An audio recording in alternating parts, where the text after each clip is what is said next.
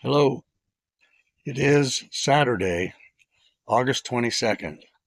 The Colorado River has been getting lower and lower. It's dangerously close to emergency levels. There was an agreement for the water use of the Colorado River, but that agreement has expired. The 7 states using the Colorado could not come to an agreement. The Federal Bureau of Reclamation stepped in and made a record of decision for water use. Colorado, Utah, New Mexico, and Wyoming will be taking no hits at all, while the southern basin states, Nevada, Arizona, and California, will experience cuts in water usage.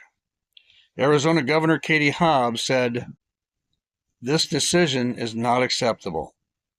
I expect there will be lawsuits that will take years in court."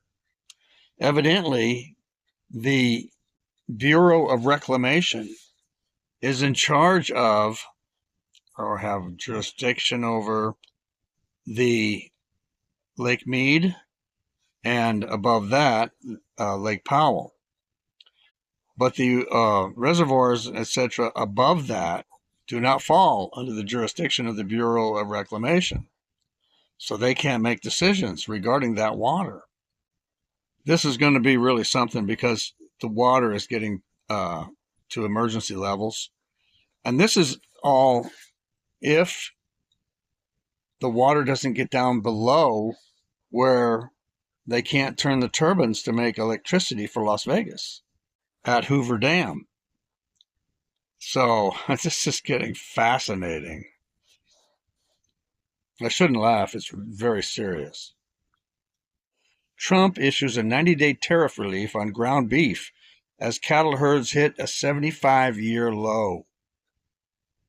Trump said Friday that he would allow up to 300,000 metric tons of ground beef to be imported into the United States tariff-free for the next 90 days, with a commitment that the meat would be sold at 25% below current market prices.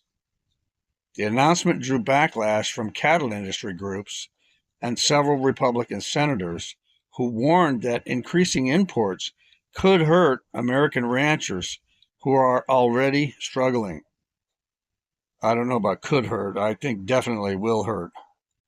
Ground beef now averages $6.89 a pound, driven by the smallest U.S. cattle herd since the 1950s.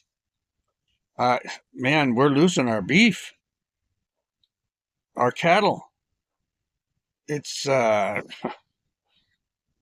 this isn't going to help.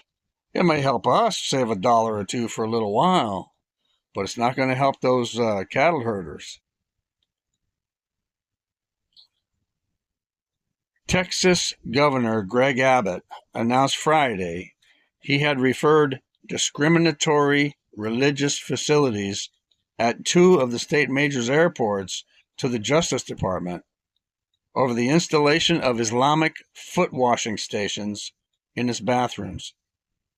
Abbott directed the state to conduct a review of grants to entities operating Dallas-Fort Worth International Airport and George Bush Intercontinental Airport in Houston for possible revocation and denial of future funding. They're using American tax dollars for a religious foot washing station. I don't know. I'm telling you, man, Islam is going to be an issue. It is an issue. It's going to get worse. A memorial in Washington, D.C., honoring 400,000 American heroes who perished during World War II was vandalized. The not-too-bright Melissa L. Ferris live-streamed herself in the act, giving the police evidence against her. She's now facing 2 federal charges. And Ferris is learning the hard way that disrespecting sacred sites comes with severe consequences. Can you imagine this woman? She may do 20 years in prison. because she wanted to make a political statement, I presume. She recorded herself to show people her disdain for the American government. I guess. I don't know. I can't figure crazy people out. Have you ever made a mistake, like hitting your finger with a hammer, and then said, that was stupid? Can you imagine what she's saying to herself right now? God.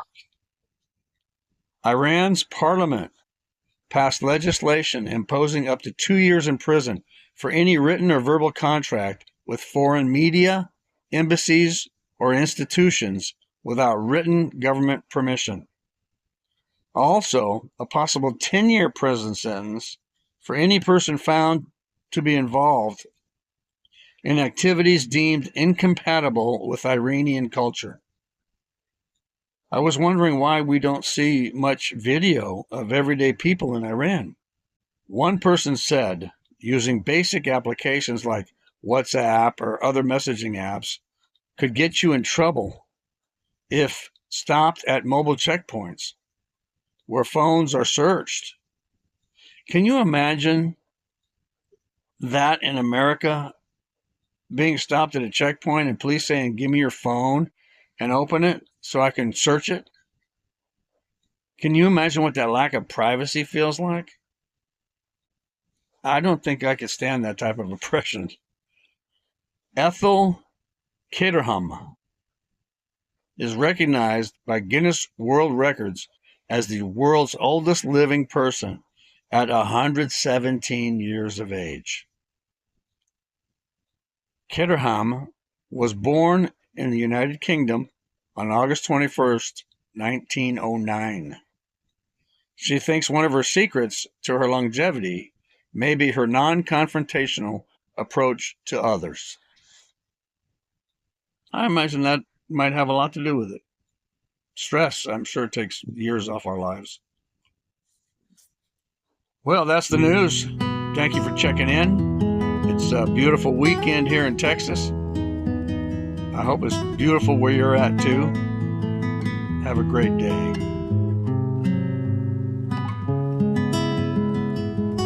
The 7 states using the Colorado do not fall under the Bureau of Reclamation or something. I don't know. But